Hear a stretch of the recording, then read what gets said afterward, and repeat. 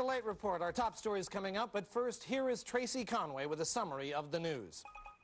The world thrill these last 9 days is 77-year-old Israeli astronaut John Glenton-Yahu hunted for whales aboard the space shuttle Kalakala.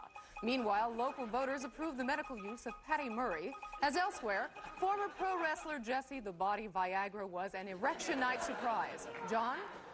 Thank you, Tracy. Now the news. Coach? Oh, yeah, John. Are you going to be just sitting there like that the whole time? Yeah, I was read the paper. I was a little bored. You know. Is it okay? Yeah, sure, Okay, sure. I don't want to bother you. No, that's Okay, fine. That's fine. Okay. Now the news. Kennewick Man's remains have been delivered to the Burke Museum at the University of Washington. It is believed to be the first time in history that anyone from Kennewick has made it into the University of Washington.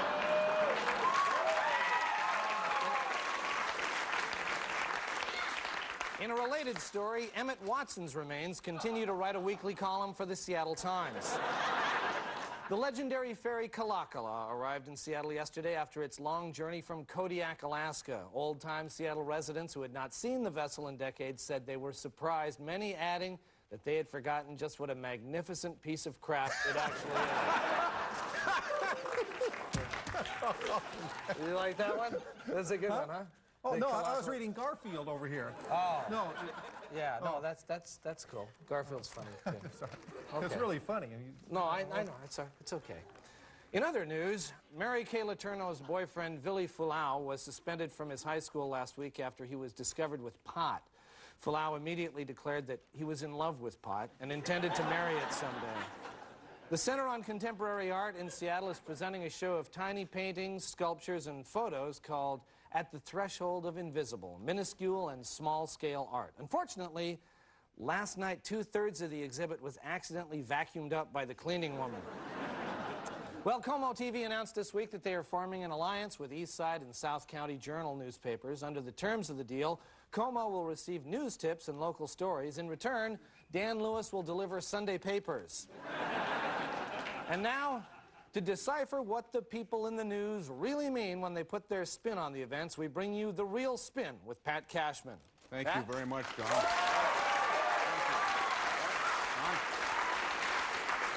Excuse me, Coach. Oh. Talk to John there. No, I'm sorry. I only got 5 of these hocus pocus. Yeah, hocus pocus is hard. I can't get that last one. Anyway, John, the real spin, what we're going to do here is show you what people said and then tell you what they were really thinking. And this week, there was plenty of spin after the elections. Let's take a look. And that's really what the Republican Party stands for, is lowering taxes to have more take-home pay. What he's really saying is the Democratic Party stands for lowering pants and getting some away from home. I'll have to say the Democrats did get their issues out. They demagogued it. Please don't ask me to spell demagogue. This would be the first woman. Also, we have the chance in Colorado and in Iowa to elect the first African-American lieutenant governors in the Republican Party. I really think the comb-over is working. And I think the other factor is there was a big Democrat tide this year for reasons I haven't fully understood, and that's usually why you lose, if you don't quite understand what that tide is. We should have run, I should say, the real negative ads featuring the barnyard animals.